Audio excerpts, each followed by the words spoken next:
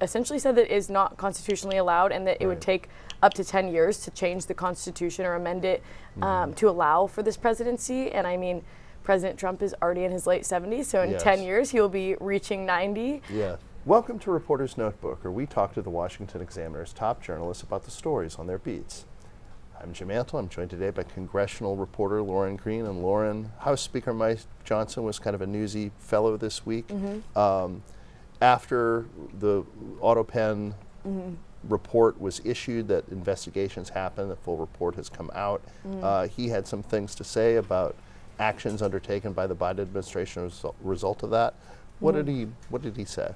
I mean, he essentially said what the report said and what Chairman of the House Oversight Committee, James Comer, also said in the report. They pretty much they sent a letter to Pam Bondi over at the DOJ and instructed her to look into any executive action or pardon signed by the autopen, which could have been signed or not, like physically said that it should be signed by President Joe Biden at the time. And Mike Johnson also echoed this. He pretty much said to look into every single one of these things signed by the autopen and launch an investigation from the DOJ to, I mean, I think that the end goal is to overturn some of these executive orders or roll back these pardons that were issued. But we'll just have to see what the DOJ finds. I know that obviously the oversight, it was like a 90-page report. It was pretty large on the scale of things. They did a set of interviews, but I think that a lot of Biden people did run to support Biden. From the interviews, they didn't really necessarily let out that the president wasn't aware of it, as much as they were saying that there was kind of telephone lines of communication in signing these things. But now it falls on the DOJ to do a further investigation into those executive orders, those pardons, and then also the 3 Biden aides, and including the 3 Dr. Kevin O'Connor, who all pled the fifth in their interviews.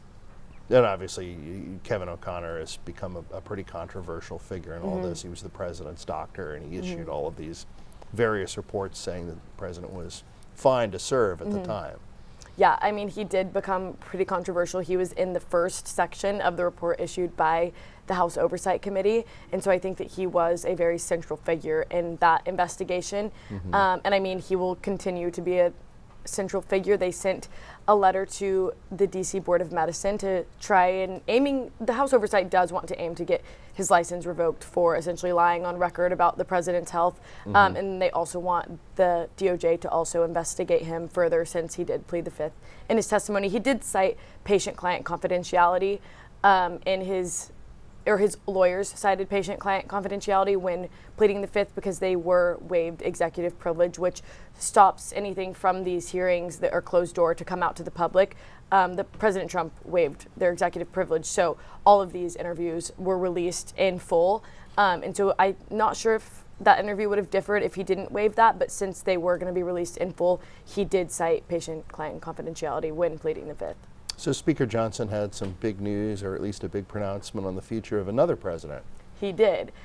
As everyone has heard a lot, I know that it kind of ramped up conversations after Steve Bannon brought back up the topic and said that the White House has a plan for President Trump to run a 4th time and to serve a 3rd term, essentially saying that that's what Trump has in his back pocket. He worked on strategy with President Trump. And so that is, I mean, that's a pretty big statement coming from Bannon. But Speaker Mike Johnson was asked about it, who was a constitutional lawyer before coming to Congress. And he cited the 22nd Amendment and just said that it essentially said that it is not constitutionally allowed and that it would take up to 10 years to change the Constitution or amend it to allow for this presidency. And I mean, President Trump is already in his late 70s, so in 10 years he will be reaching 90.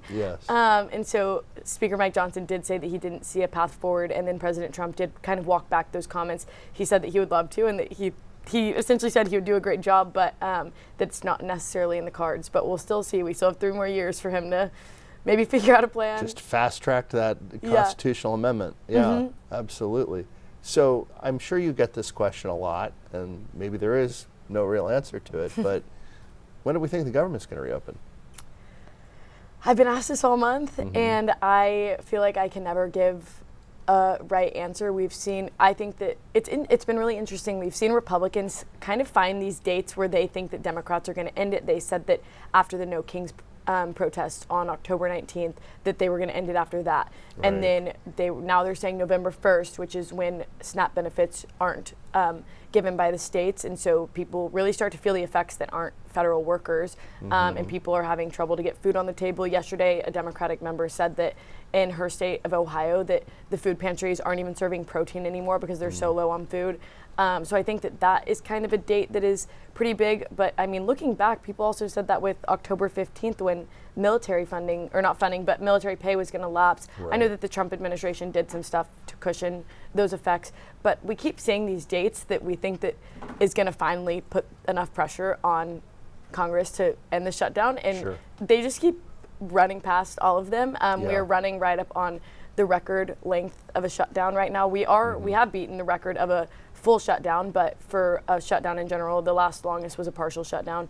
So we are kind of barreling towards that with not really an end in sight. I think that there have been a little bit more negotiations this week than we had seen in the previous 3 weeks, but nothing even close to completely ending this so far. So at least they can say they're setting records. They're always setting records. I mean, we saw House Minority Leader Hakeem Jeffries break the record for the Magic Minute. Senator Cory Booker break the record for the floor speech. The House left a vote open for like 8 hours during reconciliation. That was the longest vote ever left open. So this Congress definitely keeps breaking record after record. All right, we'll see if the voters like those kinds of records being We'll broken. see. I'm interested to see, but I mean, I sit through them all, so I'm not really sure how many people are paying attention. Right. Well, thank you, Lauren. Thanks for having me. You can read Lauren and the rest of our political team's coverage at washingtonexaminer.com.